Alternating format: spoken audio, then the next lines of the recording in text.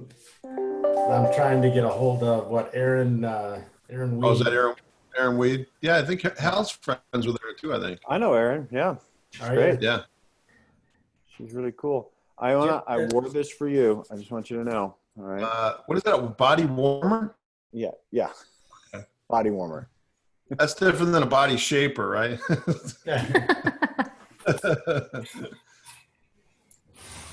All right. This is Emily's big day of talking. So this is your third coaching call today, right? No, actually, the memoir calls once every 2 weeks. So, Okay. Oh, yeah. great. So we've done equivalent amounts of talking today, maybe, Good. depending on who else you talk to. All right. Nice to see everybody as usual. My yeast supplier is here. That's good. My mule. He's got a yeast guy. All right. Microbial mule. Yeah, my microbial mule. Exactly right.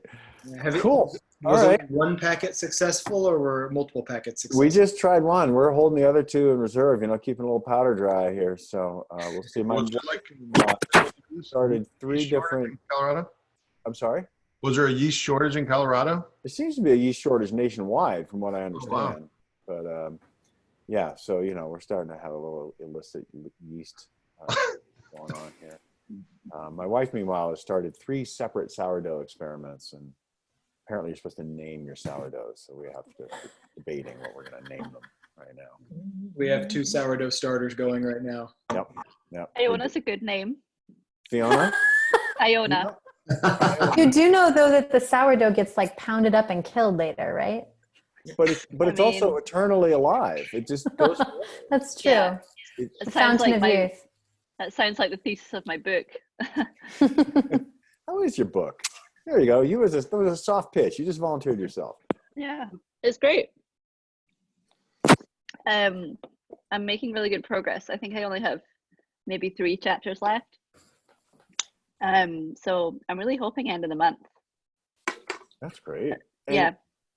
This is really this is your second go round. Are you finding you're writing entirely new material, or are you reusing a lot of your old material?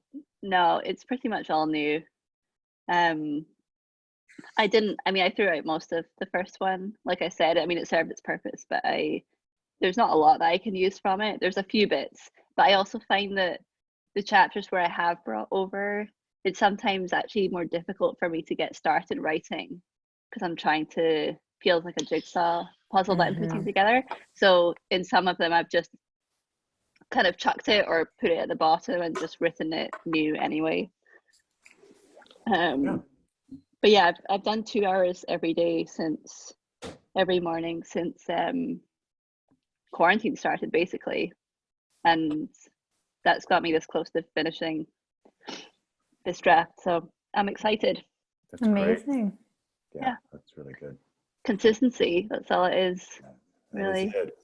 And then you build a habit, and then it feels weird when you don't do it. It's very protective.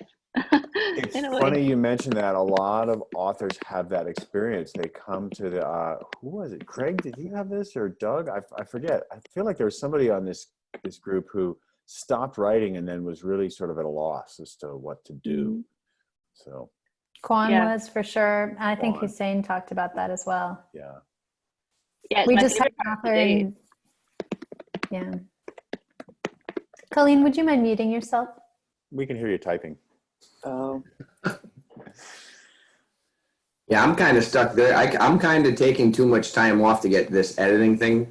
I've read through my draft, but not all at once. Just a couple of chapters, couple more chapters, and I'm like, yeah, I have got to I was very disciplined writing the vomit draft, just like Iona was saying, an hour or 2 every day, but trying to find the time to sit down and have that big of a time block right now for the editing. I'm just not there yet, and I've got to get rolling. Have you done a full read through of your whole book yet? Yeah, but it's all in segments. So it's only a couple of chapters at a time. And I really would like to sit down and read. I can tell just by reading the chapters, I must have written the same story 5 times going through there. So I'm like, yeah, this is going to take some work. Yeah. My I mean, like if you can't find larger blocks of time, there are still ways around that for editing. One of the things that I do, especially in the Make It Right edit, is just leave copious comments to flag anything that I think might be repetition or might be needing to cut, but I'm not sure. Like anything that you have questions about, just flag them all now as you go through.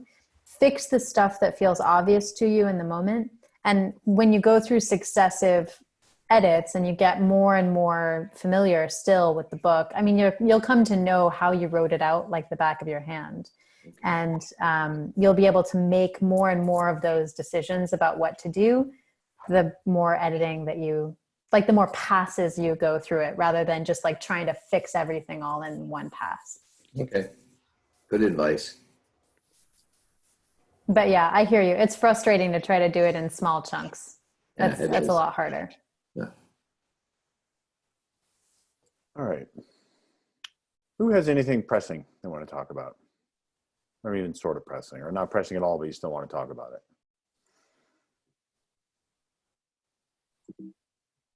Nobody. There's Hussein. What's up, everybody? Coming in right on cue, man. How's Coming it in hot, going? man. What I do? What's up? No, How's first things everybody first. Emily, what t-shirt is Hussein wearing? I don't think that's one of yours, is it? No, this is it. Drop roses, not Oh. bombs. Yeah, Oh, it's one of cool. ours. Nice. Yeah. Early holiday release, what it was. Yeah. Good to Got see anything How's to your book report on doing? you. Book's good. I'm just finally feeling like I'm building a good habit in the morning to get up and really dedicate, I've been dedicating at least an hour or two in the mornings. Really just going through, editing, putting in some stories that I've left out. That's been feeling good too, because it's kind of vomiting as well. But yeah, doing okay. Just pushing along. I really wanted to get my manuscript done by next month, but I don't know. I'm cool with taking my time with really going through and enriching some of the stories, I guess, or editing some stuff out. So that feels good. So I'm just told myself I'm just going to enjoy that until that's done. Cool. All right. Yeah. But yeah, just grinding through, man. Okay, good. Okay. Jim, why don't you talk to us about your book? It's going well, doing Make It Right. And I did the read through, and I'm trying to make sure everything's in the place it should be in, and making sure the stories match the segments of the book that they're in. So I'm still in that phase of it and kind of slugging along. How are you feeling about it? Pretty good overall. I mean, I'm worried some of the areas are a little bit light on story, so I'm trying to figure that out. But overall, feel pretty good about it. Okay. Is there anything that's been hard for you to write, or are you just able to grind it out? I had something, so I'm a little worried about that. Maybe I had some things that I had written even before I went to Austin. So I'm, some of that stuff I just take and move over, and I'm trying to determine if I need to rewrite some of that a little bit, because it had maybe a different voice when I wrote it originally. Yeah, that doesn't surprise me. I mean, there's a lot of growth and evolution that happens, particularly with a book like yours, and stuff that you wrote a while ago might feel stale or not as honest as you want it to be. Yeah, that's what I think. It's accurate, but it's not the same voice as the rest of the book, maybe. Somebody's on the phone, area code 415. We're getting a little background noise from you. If you wouldn't mind muting, that would be helpful. Otherwise, I will mute you, and you don't want that. Cool. All right, Andrew, it's nice to see you in here. I would love to hear where you are on your project.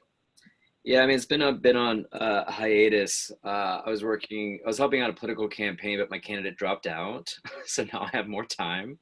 Yeah, I mean, this quarantine is kind of like the best and worst thing for me. I'm like the king of procrastination. So I'm finding new ways to put this off. Like a lot of DIY projects in my house.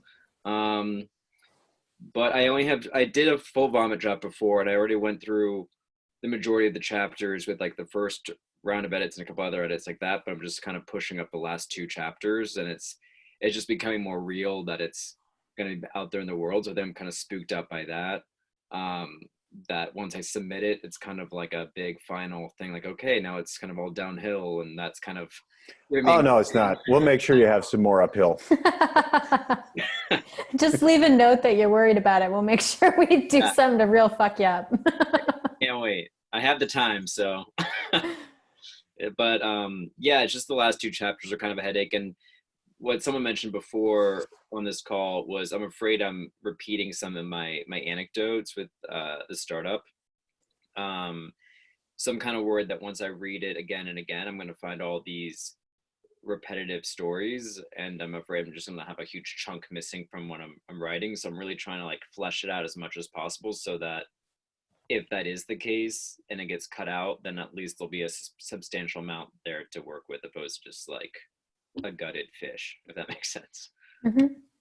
Yeah. One of your best friends and this is actually a good note for anybody who's worried about repetitive content, if you can identify some sort of key word that you've used each time you tell an anecdote or each time you talk about a specific point of material, you can then use the find function in Word to just search every time that keyword or phrase comes up, and you can compare like the different ways that you've used that story throughout your draft. Okay. Yeah. And then that way you can actually look to it, how the, like from the beginning to the end, like how you've shaped the arc of the story or shaped the arc of talking about that anecdote. Yeah. And then you can make sure you're telling it in different ways in different places, or like evolving it as you go. Yeah. Cause I'm having problems with just the timeline of it. Just how the startup started and how it ended. And then a lot of stuff is kind of mangled in between, because I'm kind of jumping around to make it more interesting, like we talked about. Mm-hmm. But by making it interesting and kind of grabbing attention at the beginning and having the timeline kind of thrown off, it kind of throws off the actual timeline of the startup. So that's what's I'm trying to wrap my head around. And that's kind of the difficult thing of just kind of making sure there is some sort of synchronicity with just a normal timeline, opposed to just random stories all over the map, you know? Remember too, though, that your reader's not really going to care about the timeline. Yeah. Like they'll care about whether the stories make sense. So you want to give enough detail that if there's a connection between, they need to understand. But if there's not a connection, just let it be a standalone story then, and don't worry about where it fits in the timeline. All right, cool. I am planning on just knocking it out and submitting the final, or whatever it's called, the draft to you guys by May 1st. Okay, so awesome. Let me be clear on where you are. You're still writing, or you're editing now? I'm in edits right now. Okay, yeah. So the May one would be great, because I remember I had some correspondence a month or 2 ago where you thought you were pretty close. Yeah. And then what happened there? I think I got spooked out, and I was on a roll. Like I wrote maybe like 15,000 words in a week, and I was like full steam and felt great. And then for some reason, I think I just put it off a day, and then I was just like, oh, I'll do another day, and it kind of just made it scary to jump into it. And then avoiding these calls, because it just became like a big, like a child, like avoiding school and just getting worse and worse, and then the problem got worse and worse. So now I'm like jumping on this call, just kind of rip off the Band-Aid and just get it the fuck done, so I can submit it and then work with you guys to get it out there. That's so awesome. Huge kudos for being self-aware and speaking to that and showing up. It's really hard. Cool. So with it, people. No shame at all in dropping out and coming back. We're really glad you're back. So that's great. Yeah. Excellent. Thanks. Let's see. Who else have I not heard from for a while? Kate Price. So much fun. This is like Hollywood Squares. I'm old enough to recognize my own reference. I'm having a nice conversation with myself here. Kate, tell us how your book is. It's all right. You can just carry on there, Hal, if you want. Well, it's going. I haven't made a huge amount of progress for various reasons. I deleted chapters 2 and 3 in their entirety, and started again, except I haven't actually started writing them again, because I wrote them again but realized I'd written exactly the same thing that I'd written before, which I still didn't like. And then so I've gone back to the beginning, and I think I've been through the rest of my book, which doesn't look terrible. It's in need of a lot of editing, but the content is fine. And I'm trying to see what's in the rest of my book that needs explaining up front. Like, because my first couple of chapters are about the theory of all the things you need to know to understand the rest of the book. So I've kind of gone backwards, and I'm going through all the psychological theories that would explain what it is I'm talking about later on. And it does look like I know what I'm talking about, which is good, but I'm kind of getting the theories together in a bit more of an order, and deciding exactly what needs to be in there. So yeah, I feel like I'm getting that a bit clearer in my mind. Why did you decide to completely tear out those 2 chapters? I don't know, they just didn't feel right. They were too complex, and they just felt like they got into a lot of detail, and I couldn't see it clearly anymore. I was too tied up in what I'd already written to be able to take pieces out of it. So I thought maybe starting again would be better. I did put them somewhere else, so I could get bits out of them if I want to go back to it. Yeah. I'm going to put Doug on the spot. Doug, how do you take complex things and make them simple? Explain them to people. For me, it's explaining to my avatar or to my 10-year-old daughter. Yeah, Doug's going to start renting out his 10-year-old daughter as a reader for all of you. Okay, might be good. Yeah. Oh, yeah. Having to actually explain it to a human being, super helpful. Okay. I think sometimes focusing on the central question of why does this matter to the reader? I mean, it's essentially getting at exactly what Doug's talking about. Why does this matter to the reader? Because oftentimes when things are too complex, it's because we're trying to describe everything we know, but we're not anchoring it in something the reader can latch onto. And when you focus on why it matters, it can be a really good kind of separating of the wheat from the chaff to understand like what doesn't need to be in there. Okay. I don't know if that helps. Hopefully. Yeah. Yeah, and I think as well, like when I'm trying to think about what people want to know, because of who my audience are, they actually do want to know in a little bit more detail than maybe most people would, but they don't. They're also not psychologists, so they don't need to know, the full understanding or which theory I'm referencing or anything like that. So it doesn't need to be in that much depth. It just needs to be perhaps a little bit more, because they are science-based, so they're going to want to know that it's evidence-based, what I'm talking about. So I feel like there's sort of like this kind of balance of what's too much, but what's too little for this specific reader. Yeah, I remember that about your readers. They're really going to want the evidence. So that makes sense. Good. All right. Let's see. Joette has made an appearance without children or evidently dogs, which is highly unusual. So I think we should take this opportunity to put her on the spot. And I have quiet time for a moment, but I don't have a whole lot to say because the dogs and the children are just in the other room, and they haven't allowed for a lot of thought processes or writing or any, being in my own mind, which is where I need to be for what I'm trying to write. So I'm struggling. Yeah. But I wanted to show up and be here with the people that I care about. So. Oh, that's good. I'm really glad you came. Sam, you dropped a note in the chat here that said you have the same problem. You mean the same problem in terms of explaining too much, or? Yeah, no, I'm sort of listening. Firstly, I want to take my whole first chapter and throw it in the trash. It's all got way too complicated. It's got weighty. I'm really struggling. It's become repetitive.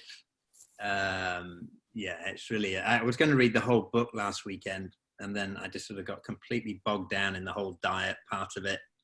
and then it's just trying to decide how much to leave in and leave out. So I gave my beta reader the chapter, and she was like, "Oh no, this is really interesting stuff." And I'm like, "Well, yeah, but it's just too much of it. It's just too much. It's all." She's like, "Yeah, but you can't really take it out." So I'm in the same place. I'm sort of like, what's too much? What isn't enough? It's supposed to start out as a simple book for people to read, and now it's getting heavier. And I've written it, and then I was listening to, I can't remember who it was, but earlier, I was done by Christmas. I'd written it, and that was all going to be edited. And then I took a month off. That was a mistake. And then I've really struggled to get back into it. And now what I'm looking at is all too much. And then COVID arrived in my life, turned upside down anyway. So I'm like trying to balance COVID, a clinic, and all the staff and all the problems that it's causing, and trying to stay focused. And frankly, it's all a bit overwhelming. And so I have to say I'm a bit lost on the whole project, which is a shame, because frankly, if there was ever a need for my book, it's right now. And really, it's perfect. It's that the market for it is massive, because the best way for everybody to deal with COVID is to be healthy. And the book encompasses all the things you need to do that. That's what it's all about, of course. So, I just recognize it should be done, but I'm really struggling to find time. And then I thought, well, I'll take the week off. And I told everybody in the office, it's sort of a funny week. You'll all manage, and I'll run it from home. And here we are. It's Wednesday tomorrow. And guess who's working for the rest of the week? Because I've lost 2 doctors and 2 nurses. So it's, anyway, it is what it is. It's all a bit overwhelming at the moment. Yep. Yeah, I hear you. We've got another author who's a physician such as yourself. And it's really tough, frankly. And I would suggest that you should feel free to send us your manuscript sooner rather than later if you think we can help you, because we would like to help you in your situation, get the book out. But don't send it to us so soon that it's, you're not at least tolerably happy with it. So if you really feel like you can't deal with that first chapter problem, leave us some notes about what you think the problem is, and we'll take a look at it. Okay. Yeah, I didn't know. That's helpful, because I didn't really know. Yeah, it's really tough to know. I mean, even if I sent you part of one chapter, I don't know whether somebody's got time to just read it. No, that's not necessarily going to do us any good. Like, we want to see the whole book. And just to be clear, if you're a medical professional right now trying to save people's lives, we want to do what we can to help you. Yeah. And this is a thing we can do. Yeah. So I volunteer that to you. And we can give it even just a quick look over and just say, okay, this is fine. Don't worry about it. Or here's what we recommend you do about the first chapter or whatever. Yeah. But feel free to drop it to me if you want. Well, that's really kind. I think it is too long. I think it's too I think the point I really got, and the reason I hopped in, the problem I have is where's to pitch it, how much detail is too much. And then we come back to who's the avatar then, and then that's boy, it's a tough one.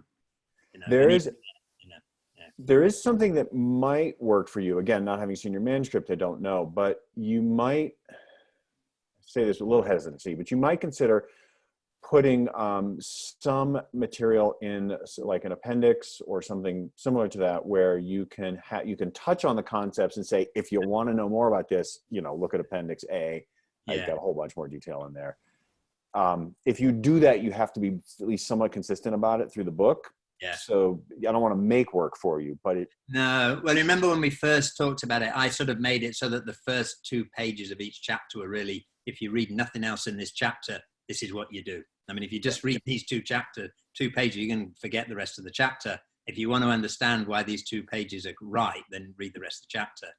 So, but the chapters got weight. So, I mean, all the other bits, the diet, the exercise and the sleep, they're all easy managed, and stress management, all this stuff, they're all manageable. I've dealt with them. I've done them. It's just diet, which is really my big thing. A super big thing in the gut. It's just trying to get it right. And it's, how much background, or do I just become didactic and say, look, this is what you do? So well, I'm curious why you're grappling so hard with this question, because you said that you gave it to a beta reader, and that the beta reader liked the level of detail and thought all the information should be in there. Yeah. Well, that's a fact. So why don't you trust that? Yeah. Okay. Well, that's a good, because it just seems long to me, and I have my own personal paranoia about being long-winded, which I am. So, so it's actually feeding into my own paranoia and sort of neuroticism about me, probably. and perhaps I should trust it and just go stuff it. Yeah, you're right. Yeah, that's the one big red flag to me about like you think you're not done, but your beta reader is giving you great feedback. And granted, like not all feedback is quality feedback, but if that person really is the kind of person you're trying to reach, Definitely. you should probably trust what they have to say about what they want to know. Yeah. Okay, fair comment. Cool, helpful. Thanks. Great, thanks, Sam.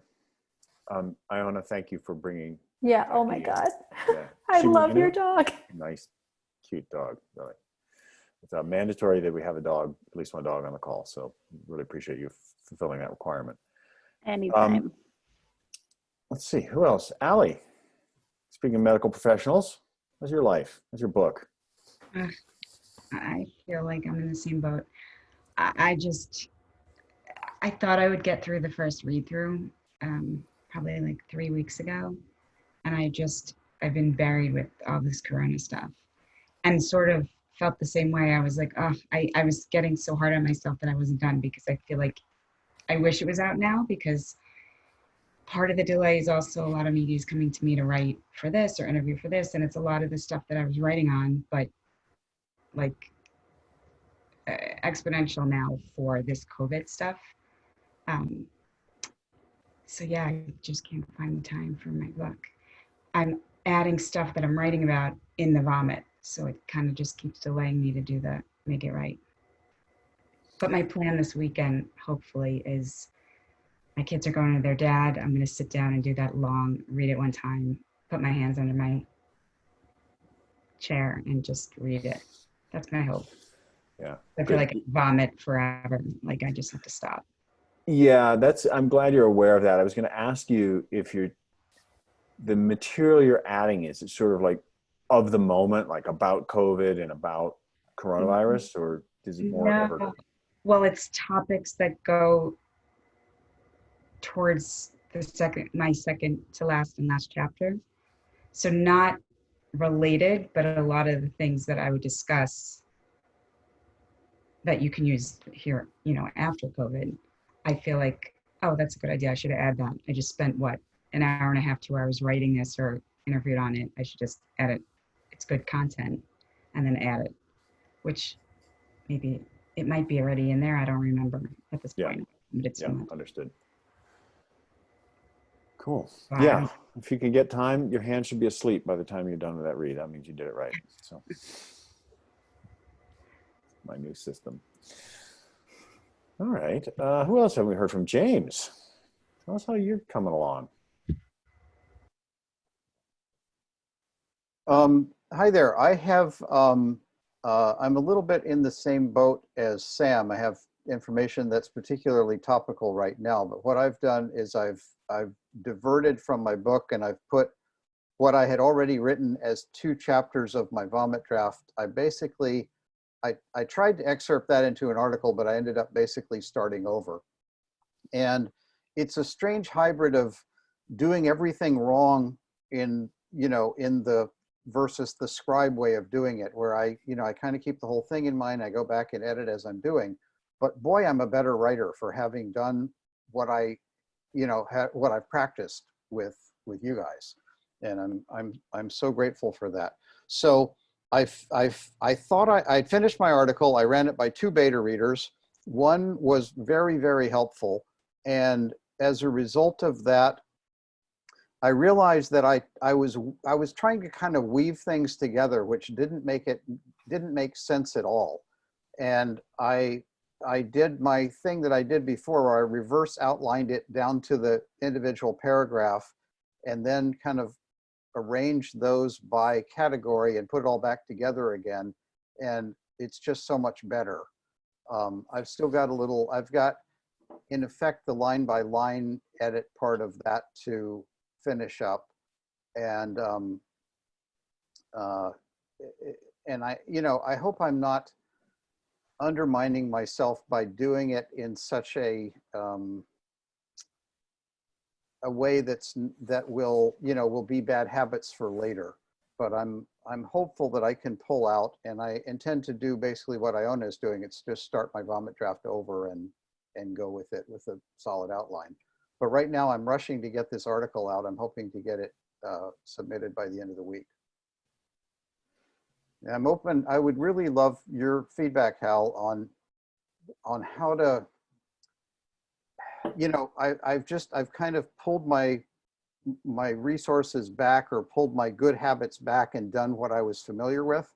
And now how to, you know, how to transition from that back into the kinds of habits that work. I guess specifically the never look back part. Maybe I just answered my question. I don't know what else to tell you. Yeah. It's like, Okay. do it. You do it by doing it, you know? Right. Or in this case, not doing it. I'm curious though, James, like you say you want to start your draft again. This would be your third draft. Is that right? No, this is the second. I never really started the second one. Okay. I turned it into a very, very detailed outline that is, you know, 29 pages of, you know, more than an outline, less than a draft. And then Yeah. I'll just start writing from there. And I'm hoping that is largely a fill in the blanks template where I have, you know, a keyword or a phrase that will then be a paragraph. Yeah. Okay, good. Mm-hmm. I don't know, Emily, any advice for how to do what we tell people to do? Oh, sorry, I got distracted by Joette's little one. Hi. She's James, petting Iona's dog. Yeah. Oh, that's right. Sorry, I'll come out of my conniption in a second. Okay. No, James, I don't Okay, mean to that's be- the cutest well, thing I've seen all Well, day. Emily recovers. I don't mean to be flip, but honestly, it is just kind of ass in the chair and doing, you know, what you have to do. Iona, you used strike through when you were writing. Is that correct? It was a way to keep from going back and reading? Yeah. And also there's a program called AI Writer, I believe, that has a, what's that function called? Focus mode. Focus mode function where you only can see the sentence you're working on. I think the strike through is brilliant because it just really iterates, like, do not go back. Don't even look at it. Yeah. Yeah. I think that can help. I've also been using FocusMate with sort of mixed results, honestly. Mm-hmm. But it's interesting. It's interesting to do that with a human person there. Here's one I challenge anybody to try. Type in white ink on white paper and just keep doing it until you're ready. And then just copy, just, you know, highlight it all and make it black ink and see what you got. Well, some of my best drafting days, I don't do this on my author's work because it's too much to clean up, but on my own work where I'm cool to do the cleanup, I'll actually just tilt my laptop screen all the way down so it basically covers my hands, like in middle school typing class. And then I just type away without being able to see anything, and it's really, really helpful. I have sat next to Emily on an airplane and watched her do this. She does exactly that. It's fantastic. I'm not a good enough typist to do that, though. I couldn't even read it. Yeah. I will say, I think one of the things for you to watch out for as you do your second draft, and don't like get too in your head about this, but I think the hardest part is that you know that so much of these scenarios that you're describing inform each other and are echoes of each other. And you're going to just have to make decisions about where stuff goes. Like, don't get too caught up in wanting to say something and then feeling like you have to explain 8 million things to get there. Well, I'm glad you brought that up, because I mean, this whole thing, these calls are a little bit like therapy. And I realized that part of what I'm doing is trying to justify what I've already said to a skeptical reader who's not my avatar. So screw them. Exactly. Eventually, I mean, like dozens of pages later, I catch myself and just go back and basically delete all that stuff. Yeah. So that's great that you're seeing it. Yeah. Eventually, it would be nice if I could see it sooner, but you know, that's why the thing of doing the super detailed outline has been helpful to me. It's discipline that keeps me from going down that rabbit hole, which I feel continuously pulled toward with the slightest hesitation or flash of uncertainty. You know, I need to work on that at both at kind of the habit level and then also the just, you know, catch myself and drop it and go on. Great. Do you have a picture of your avatar? I do. I mean, Tape not it- right in front of me, but I could do that. Tape it onto your computer or onto the wall behind your computer, and Okay. that person looking at you will remind you who you're writing for and help you, as Emily said, screw the skeptics, because you're not writing for them and you don't have to prove yourself to them. Yeah. And your reader will be annoyed by like all of the constant proving. Like I've read books like that. They're boring. Oh, I know. I know. I just they're want people to boring. get on with it. Yeah. They're boring to me. I can tell. Mm-hmm. I mean, I'm boring to me. I go back and read it and it's boring. So yeah, That's a different issue. That happens for everyone.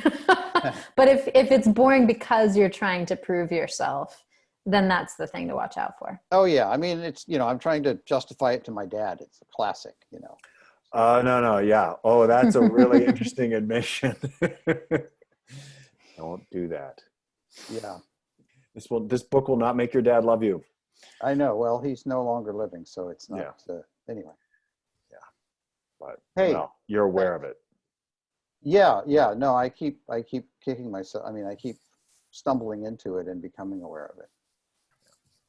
Cool. But boy, you know, I can't thank you enough for just the good habits and I keep a note. You probably see me looking down and writing stuff. I get so many good things. They're usually the asides that Emily says. Like, she's full of wisdom. Yeah, it's true. It's true. Oh, thank you. Yeah. I'm Anyway, glad it's helpful. Yeah. All right. That's great. Bye now. Thanks, James. All right. Who am I going to ambush next? Amanda, let's hit you. Hey. How's your book coming? I'm good. How are you? All right. Tell us about writing. Yeah. So things are moving along. I am on chapter 5. I think I have about 20,000 words written, which feels good. I am not writing every day, which is why I'm here.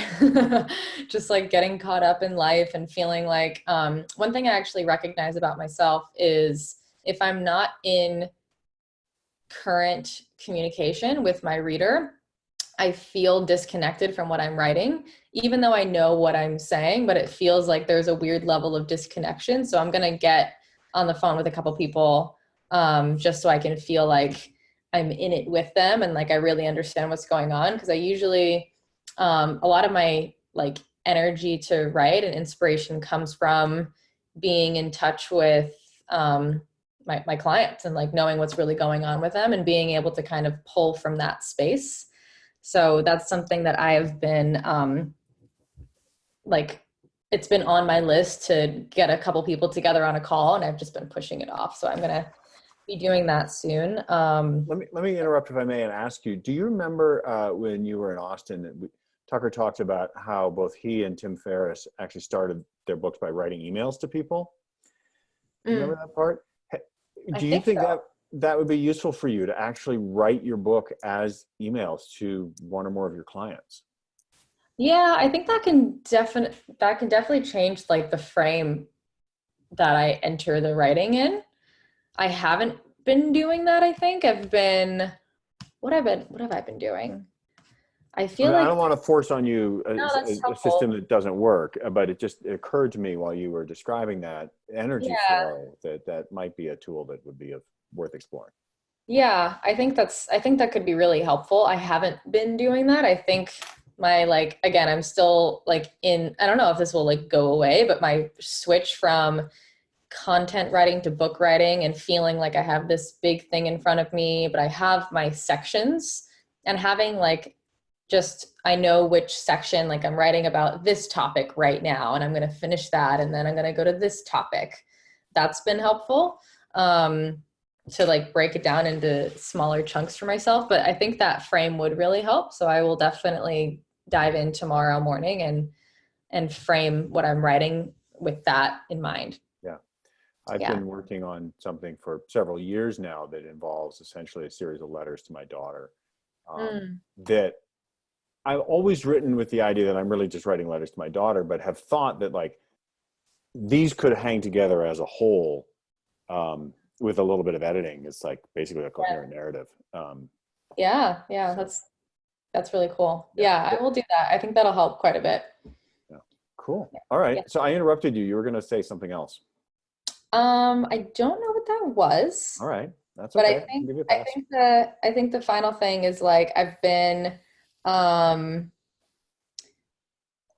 it's I guess it just feels still a little bit messy in my mind when I dive in, and I think what you said helps, the different frame, but also like finding ways to chunk it down for myself so it feels like I'm focused when I'm writing. Sometimes I'll look at my whole chapter document and I like scroll up and then I'll scroll down and then I'll like be like, which part of it do I feel like going into right now, which feels good, because I have my outline there, and then I know where I need to still fill in, so it's not very linear. It's definitely like I'm filling in places that feel correct at the moment.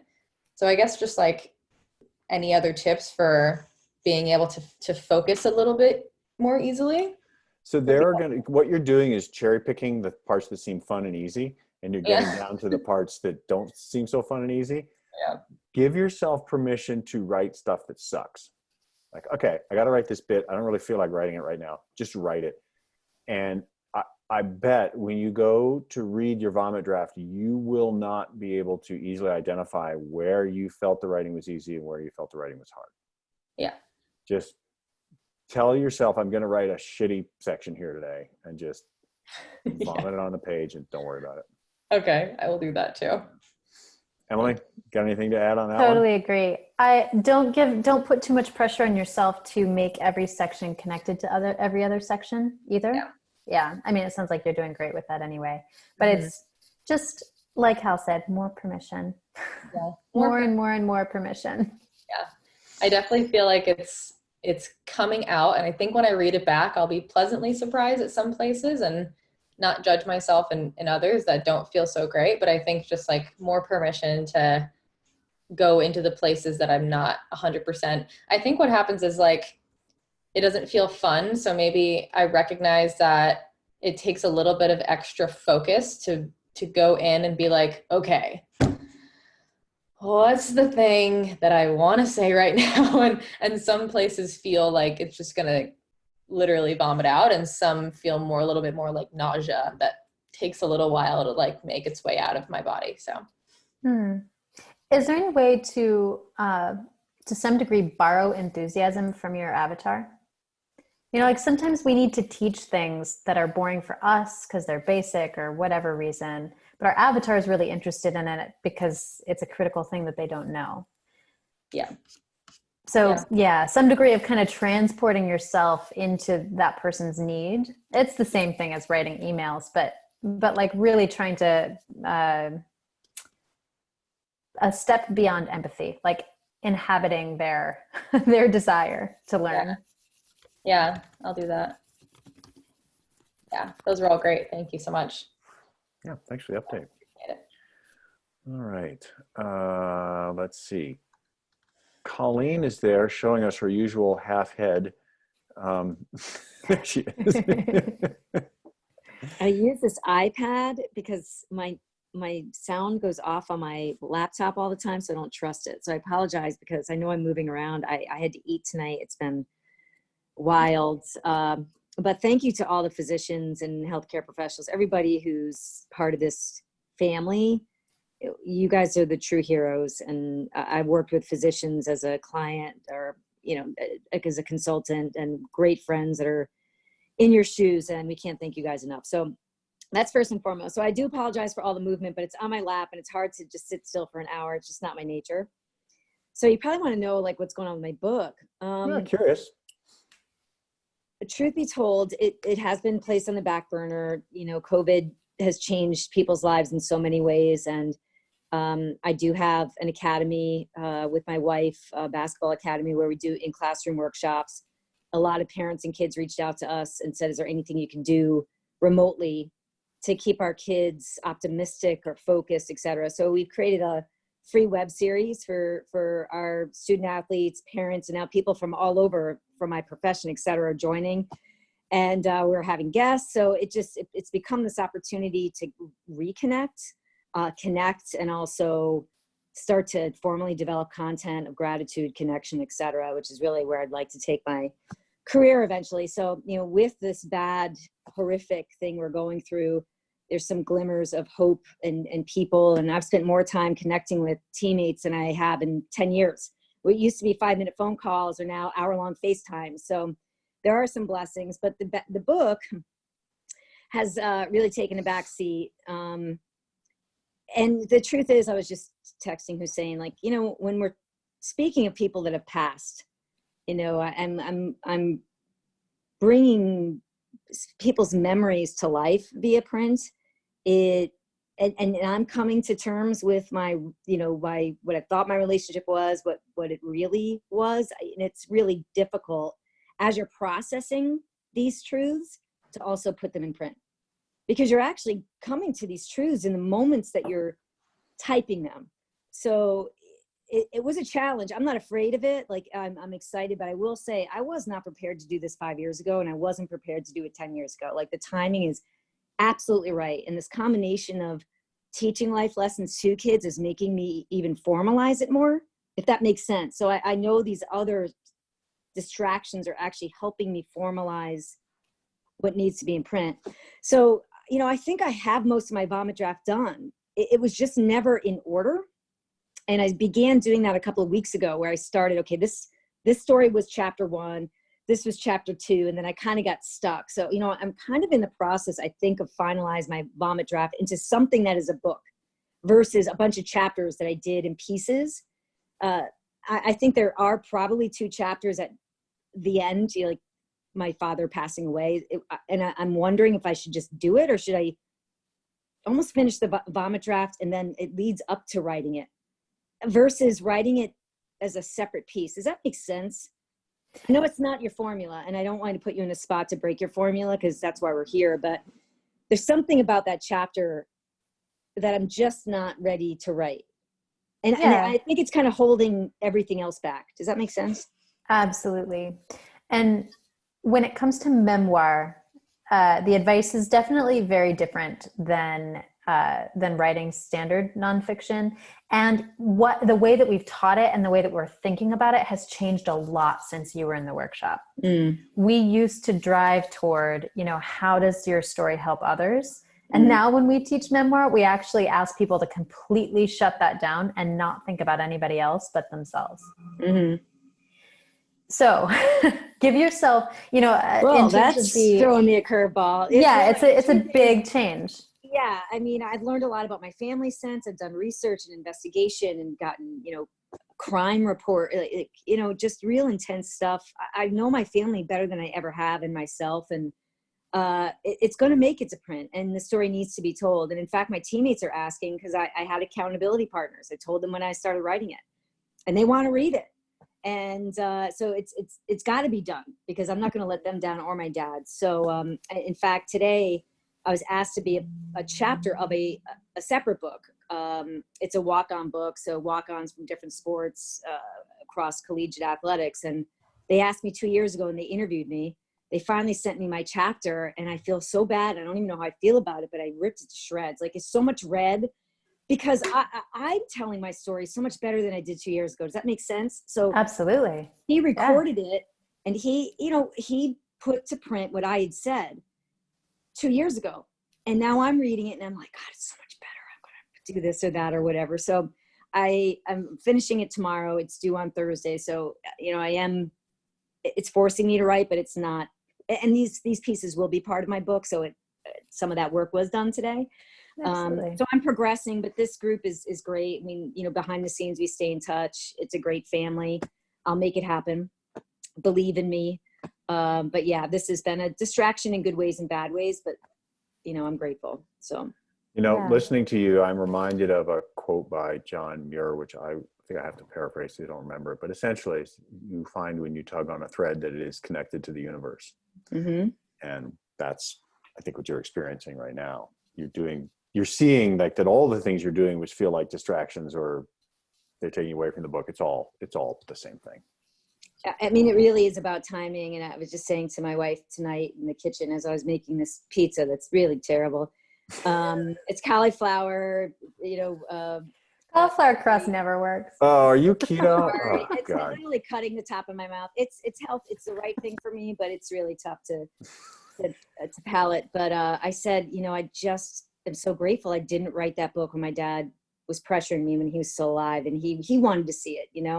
It just wouldn't have done him justice or the story justice. So I know he'll be proud when it is done because it'll be done well, and that's the most important part. So yeah.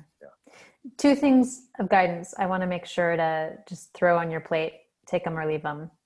First, when it comes to telling the story of your dad's death, you're experiencing resistance around that. That's totally natural. Write everything else and feel free to write that last. Write that whenever it feels most accessible to you to actually sit down and be in that story for a little while. And that may even be a little bit after you're done with the rest of the book. Yeah.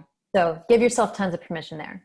Yeah. And then the second thing in terms of how to handle the curveball I threw at you a little bit ago, which was don't write for other people, write for yourself right now. When you go through that first edit, the make it right edit, only focus on whether you told your truth the most fully you could. And that means letting go for now of your fear of how you're portraying other people in your book and what you want other people to get out of your book. You're going to attend to that later. Like that the time will come for that, but it's not now. Because if you don't take your first edit to put that stuff on the shelf and think about your truth just for you, you won't get to the depth and the vulnerability that's needed to actually affect the people that you want to affect. Yeah. You have to let yourself go there, even if I've gotten you're not stuck going in to emotional sentences that have me sitting there for 30 minutes. Do you know what I mean? Yeah. My desk, and then I'm doing, because I just don't know how. So it's great. It's great advice. Thank you. Yeah. So make it right edit is just for you. And then the other edits, the line edit, the read aloud, those you can keep other people in mind when you're doing that. And that's when you can really shape how you want other people to see your story. But don't do that too early. It'll mess you up. All right. Thanks, you. Colleen. Okay. That's great. Okay. I wanted to check in with Rich if he's paying attention. There he is. He was reading something else. Because you just started your editing, right? So I'd like to hear how you feel that's going. Hey guys, yeah, I've mostly been, reading the vomit draft. I've been trying to get through it. I know some folks, I think it was Craig that mentioned, is just trying to find the time to sit down and read the whole thing through. But what my observation so far has been, my second chapter was just way too long. It felt like, just as a reader, got super bored like about halfway through it, and it was just kind of rambling. But that's one piece.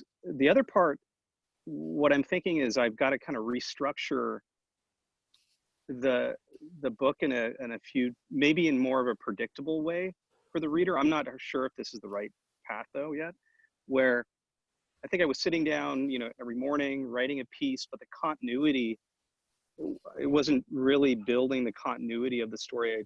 Maybe what I wrote the day before, the day before, the day before. So it's kind of a bit of piecemeal in that way. But I'm reading a book to my daughter right now, which kind of inspired me that it's actually a book that you guys published, the YouTube book.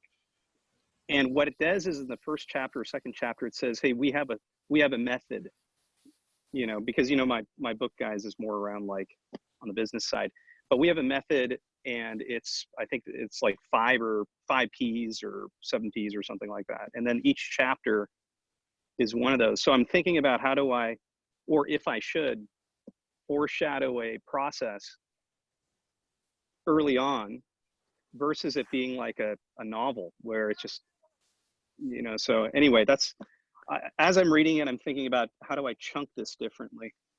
Yeah. So I have a couple of thoughts. So to go to your second point first, especially in a business book like yours, tell them what you're going to tell them, you know, Okay. tell them and then tell them what you told them. Like it's a really basic, you know, trilogy of advice, but it for a reason, it works well. And especially in a book like yours, like this is the method I'm going to teach you. These are the major components. This is how the book is laid out. You could hit that in your intro or your first or second chapter, and I think you'd probably be in good shape. And then in terms of the what you articulated as, it feels like disarticulated pieces. I wouldn't, you use the word restructuring. You may or may not need that. Sometimes you just need a little connective tissue, just like some writing some transitions and things like that.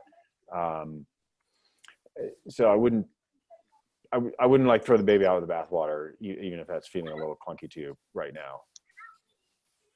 So I don't know, Emily, anything you'd add there? Yeah, I agree. You know, I find what I hear you describing is that you've got a chapter that has lots of little sections and it's not quite really congealing around a central kind of process yet. Is that right? Yeah. That's part of it. Yeah. Yeah.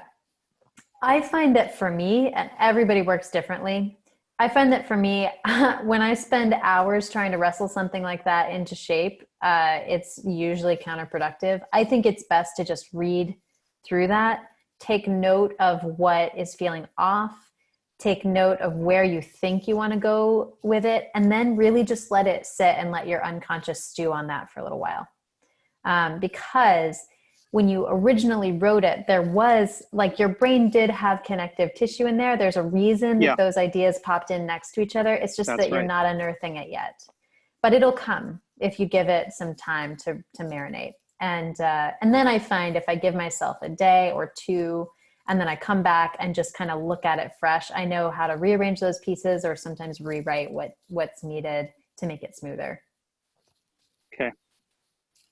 Yeah, I think you know, good advice, guys. I'm thinking about how to outline or let the reader know up front in that first or second chapter about what's ahead, versus it being like a novel where you want the story to unfold. It's very much more of a, you know, if you're taking a course or whatever it is, you want to know what it's going to be about. You want to know what you're going to get out of it. And you want to know what's coming, you know, week by week or chapter by chapter. So. And people want to treat books like that like a cookbook to some extent, right? Like they just want to jump around to the part that they need. They don't want to have to read through long form every time. That's a good point. That's a good point. Okay. Good. Okay, I think I'll work on some structuring options maybe, and then figure out if I can move content around a little bit. So sounds great, guys. Thank you. All right. Thanks, Rich. That's great. One other person I think we have time for. Let's see who's going to be. I'm not going to get to everybody. Marty, let's hear from you. I have to unmute because the dog likes to bark at the television for some reason. And she goes crazy. Does it have to do with what's on the television? It's only with dogs, like, you know, but you realize how many times there's a dog on a television and an ad and a show. It seems like it's nonstop. But no, things are going good. I think I found my rhythm. So you know, with kind of getting into my avatar, getting into the kind of theme of the book, and so things are starting to crank for me. So it's pretty good. I took this process, my leadership team, through it this week. I've got like kind of chatting with Iona, but I have like 4 other friends that are leaders that I'm walking them through this process. So I'm kind of test marketing it, you know, to see, and I think I'm striking a nerve. So great. So it's pretty good, and it's actually funny. I was reading a book, Scott Adams from Dilbert, and you know he talks about goals are for losers. You know, kind of wakes you up, but he says it's all about having systems, and so to me, this really is a system that's going in for people to evaluate their leadership style and how it affects people. So it's worked pretty good. And then I did a survey. I sent it out. I think some people, I don't know if anybody here, maybe Jim, but a few people, but I got like 200 responses on leadership. And so, you know, it's good to have sort of now anecdotal evidence that I can bring in that 90% of people said they've worked for jerks, and here were characteristics of it. So yeah, it's coming together. I'm kind of excited. That's great. Yeah, Scott Adams is famous for that. He's done a lot of really smart writing, and that's one of his big points. Yeah, I kind of like it. And it was funny. I saw somebody ask me the question going on and said, what moment in the past week have I found myself completely engaged and focused on what I'm doing without stress and distraction? And it ain't work.